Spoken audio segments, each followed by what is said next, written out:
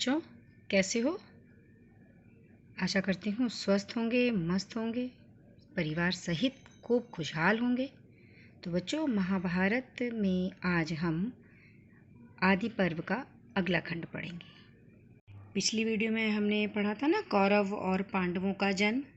तो आज हम कौरव और पांडव पढ़ेंगे, यानी उनके बारे में और विस्तृत रूप में जानकारी प्राप्त करेंगे। तो चलिए शुरू करते हैं। कौरवों और पांडवों के लालन पालन में अंतर का प्रभाव उनके व्यवहार पर स्पष्ट दिखाई देता था। व्यवहार में स्पष्ट कैसे दिखाई देता था बच्चों, और क्या अंतर था लालन पालन में? क्योंकि कौरव जो थे उनके तो देखिए पिता भी थे, तो वो खूब दुलार से रहा करते थे। दुलार पांडवों को भी मिलता था, मगर उनके पास पिता का अभाव तो था ही। राजा धृतराष्ट्र के अनुचित प्यार से दुर्योधन दंभी, जिद्दी और अभिमानी हो गया था, घमंडी हो गया था। वो उसे पांडवों का हस्तिनापुर में आना और सबकी सहानुभूति प्राप्त करना ज़रा नहीं सुहाया, क्योंकि सब लोग पांडवों को ज़्यादा स्नेह करते थे, प्रेम करते थे या उनकी प्रशंसा करते थे, तो उसे नहीं सुहाता था। पांडव बल पराक्रम में भी कौरव से अधिक थे, वो शक्तिशाली भी थे। तो इस बात की सराहना होती, तब भी वो इस चीज़ को बर्दाश्त नहीं कर पाता था। इस बात से भी कौरव उनसे जलते थे। उनको बुरा लगता था कि पांडवों की प्रशंसा हो रही है। पितामह भीष्म का बात बात में पांडवों का पक्ष लेना उन्हें बिल्कुल भी अच्छा नहीं लगता। तो उनको लगता था कि भाई हमारे साथ दुर्व्यवहार हो रहा है और पांडवों का पक्ष क्यों लिया जा रहा है, उनका फेवर क्यों किया जा रहा है। खेल खेल में वे पांडवों को नीचा दिखाने का भरसक कोशिश करते थे, कि उनको नीचा दिखाने की कोशिश करते थे। भाई होता है ना, बच्चों में जेलसी होती, तो ऐसा ही उनके साथ होता था। लेकिन भीम के बल के आगे उनकी एक ना चलती। भीम अकेले ही उन्हें खेल में हराने के लिए काफ़ी था। उसे दुर्योधन और उसके भाइयों को खिजाने और चिढ़ाने में बड़ा आनंद आता। वो भी थोड़ा सा चंचल था, तो देखिए बचपन ही, तो वो भी दुर्योधन और उसके भाइयों को खूब खिजाता चिढ़ाता था, उसे बड़ा अच्छा लगता था। इस कारण दुर्योधन और उसके भाई भीम से विशेष रूप से ईर्ष्या करते थे, क्योंकि वो इन पर भारी पड़ जाता था भीम जो है। तो इसीलिए ना दुर्योधन और उसके जो बाकी भाई थे वो इससे और ज़्यादा जलते थे कि भाई पांडवों में ये जो है ना, यही हमसे नहीं डरता या कुछ भी है। तो इस वजह से वो भी उनसे ज़्यादा ईर्ष्या करते थे। शस्त्र और शास्त्र दोनों ही विद्याओं में पांडव कौरवों से आगे रहते। अब देखिए, शिक्षा तो एक ही गुरु से दिलाई, लेकिन क्या था कि कौरव से अब भी पांडव इस क्षेत्र में भी आगे थे, शस्त्र विद्या में भी और शास्त्रों के ज्ञान में भी। इस कारण अभिमानी दुर्योधन पांडवों से द्वेष करता, यानी ईर्ष्या करता। ठीक है, वह पांडवों को नीचा दिखाने की पूरी कोशिश करता, मगर हर बार मुंह की खाता मतलब होता है बच्चों हार जाता, खुद ही वो हार जाता था, यानी उसकी बात जो थी वो पूरी ना हो पाती, या यूँ कहो कि उन्हें नीचा दिखाने में सफल नहीं हो पाता। अपनी हार से विक्षुब्ध दुर्योधन और उसके भाइयों ने एक बार भीम को मारने का षड्यंत्र रचा। विक्षुब्ध होता है दुखी होना, एक तरीके से उससे अपनी हार से वो पीड़ित था। ठीक है, तो उसने षड्यंत्र रचा, एक प्लानिंग करी भीम को मारने की। उन्होंने पांडवों को के सामने जल क्रीड़ा का प्रस्ताव रखा, स्विमिंग वगैरह करने के लिए, कि वहाँ खेलेंगे आसपास और पानी में, ऐसी जल क्रीड़ा का प्रस्ताव रखा। पांडवों को उन पर ज़रा भी संदेह नहीं हुआ। ठीक है, पांडव तो भाई सरल स्वभाव के थे, तो उन्हें क्यों उस पर संदेह होने लगता।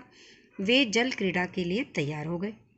योजना के अनुसार जल क्रीड़ा से पहले खाने पीने का कार्यक्रम रखा गया, कि चलिए खान पान भी करेंगे, और सबको पता था कि भीम थोड़ा खाऊ टाइप का है। ठीक है, तो दुर्योधन ने नज़र बचाकर भीम के भोजन में ही विष मिला दिया।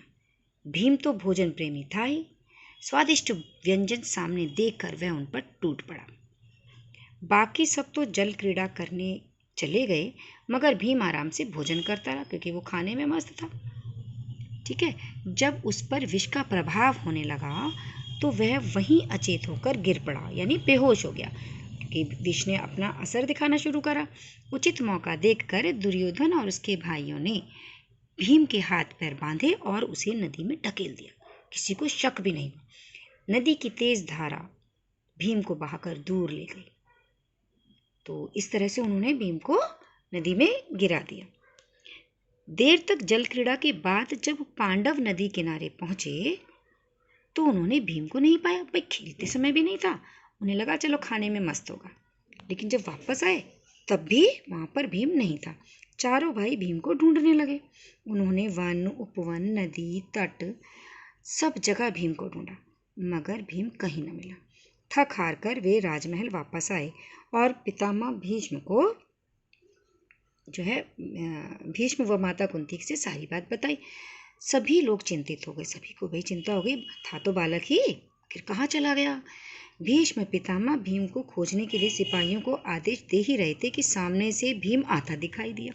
अब देखिए मजे की बात, भीम ने माता कुंती और से दुर्योधन और उसके भाइयों की करतूत बताई, कि वो ठीक होकर तो आ गया, लेकिन मतलब वहाँ से बचकर आ गया अपने प्राण बचाकर किसी भी तरह से, मगर उसे पता तो चली गया था कि भाई ऐसा उसके साथ जो भी हुआ वो किस कारण से हुआ है ना। तो उसने सारी बात जो है उन्हें बता दी। भीम की बात सुनकर माता कुंती चिंतित हो गई। भाई चिंता किस लिए हुई कि भाई ये तो खतरे की बात है कि भाई ही भाई को मारने का प्रयास कर सकते हैं, तो ये तो आगे के लिए भी खतरा है। तो उन्होंने अकेले में विदुर से सारी बात कही। विदुर नीति निपुण थे, वो जानते थे कि परिवार और राज्य को चलाने के लिए किन किन बातों पर ज़्यादा प्रभाव डालना चाहिए या अपना रिएक्शन देना चाहिए। तो उन्होंने कुंती को समझाया कि राजरानी, मैं दुर्योधन की प्रवृत्ति से भली भांति परिचित, प्रवृत्ति यानी उसके बिहेवियर से मैं परिचित हूँ, मगर बात बढ़ाने से क्या लाभ। अच्छा होगा इसे बालकों का खेल समझकर यहीं समाप्त कर दिया जाए। विदुर की बात मानकर माता कुंती चुप हो गई। उन्होंने भी कहा चलिए ठीक है, घर परिवार में है, बच्चे भी ऐसे नादानियाँ कर ही देते हैं, ठीक है। तो उन्होंने किसी प्रकार भीम को शांत किया, क्योंकि लेकिन भीम जो था ना बच्चों, उसे तो नाराज़गी थी ना कि अगर उसके प्राण ना बचते तो वो तो गया था। वो नाराज़ तो था, लेकिन किसी तरह माता कुंती ने उसको शांत कर दिया। युधिष्ठिर ने भी भीम को समझाया। पांचों भाई अब कौरवों से चौकन्ने रहने लगे। बस ये हुआ कि मान तो गए, मगर उन्हें चौकन्ना रहना पड़ा, और आगे के लिए वो चौकन्ने इसलिए हो गए कि उनके और किसी षड्यंत्र के जो है वो क्या कह सकते शिकार ना बन सके। ठीक है बच्चों, तो आज आपने कौरव और पांडवों के बारे में जो पढ़ा वो अच्छा लगा होगा और समझ में भी आया होगा। ठीक है ना बच्चों, तो अब हम करेंगे प्रश्न उत्तर। तो पहला प्रश्न है बच्चों इसका कि कौरवों और पांडवों को किसने शिक्षा दी। प्रश्न उत्तर में बच्चों आप लिखेंगे कि कौरवों और पांडवों को गुरु कृपाचार्य ने शिक्षा दी। अगला प्रश्न है कौरवों और पांडवों के लालन पालन में अंतर का उनके स्वभाव पर क्या प्रभाव पड़ा। उत्तर में देखिए समझ के लिखिएगा इसको, और बाद में अगर समझने के बाद आपको लगे ना कि कुछ और शब्दों का प्रयोग आप कर सकते हैं तो वो आपकी इच्छा है वो आप कर सकते हैं। ठीक है, कौरवों और पांडवों के लालन पालन में अंतर का उनके स्वभाव पर गहरा प्रभाव पड़ा। राजा धृतराष्ट्र के अनुचित प्यार से दुर्योधन दंभी, जिद्दी और अभिमानी हो गया था। इसके विपरीत पांडव विनम्र और सहनशील स्वभाव के धनी थे। क्योंकि देखिए आपने भी बच्चों देखा और सुना और समझा होगा कि जो अभावों में ज़िंदगी जीते हैं यानी कमी में, वो ज़्यादा समझदार होते हैं, क्योंकि उन्हें किसी भी चीज़ की आदत नहीं होती। अब एक छोटा सा एग्जांपल लूँगी, उदाहरण है ज़रा सा, कि जिनको एसी की आदत पड़ जाती है ना, कि भाई एसी में रहना है, तो उन्हें कूलर पंखा ये सब चीज़ सुहाती नहीं है। उन्हें हर जगह पर एसी चाहिए, घर में एसी, गाड़ी एसी की चाहिए। तो इसी तरीके से बहुत सारी चीज़ों में अगर सारी सुविधाएं मिलती रहें तो क्या होने लगता है कि उनका स्वभाव भी ना थोड़ा ज़िद्दी होता है, कि उनको किसी चीज़ की ना नहीं सुनने की आदत होती है और अपनी ही प्रशंसा उनको अच्छी लगती है। और जो कमी में रहते हैं, जिनको हर समय उनकी सारी सुविधाओं की चीज़ें नहीं उपलब्ध हो पाती हैं, तो वो थोड़े विनम्र स्वभाव के, सहनशील होते हैं, उन्हें हालातों के साथ रहना जीना भली भांति आता है। तो इसी प्रकार से दोनों के जो लालन पालन की वजह से ना दोनों के स्वभाव में भी अंतर पड़ा। तो प्रश्न है बच्चों कि दुर्योधन ने भीम को मारने के लिए क्या षड्यंत्र रचा। इसके उत्तर में लिखेंगे कि भीम को मारने के लिए षड्यंत्र के अंतर्गत दुर्योधन ने पांडवों के समक्ष जल क्रीड़ा का प्रस्ताव रखा और फिर जल क्रीड़ा से पूर्व खाने पीने का कार्यक्रम रखा, जिसमें उसने भीम के भोजन में विष मिला दिया।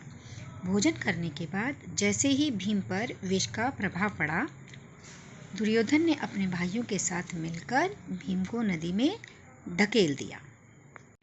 तो बच्चों, आपको पाठ और प्रश्न उत्तर बहुत अच्छे से समझ में आ गए होंगे, ऐसी मुझे आशा है। तो आप इस पाठ को अच्छे से तैयार कर लीजिएगा और आप याद भी रख पाएंगे इसे। और ये बेटा आपको वीडियो समझ में आई, पसंद आई हो तो प्लीज़ कमेंट ज़रूर करा करो, ताकि मुझे भी थोड़ा सा मोटिवेशन मिले। और लाइक और सब्सक्राइब भी कीजिएगा। धन्यवाद।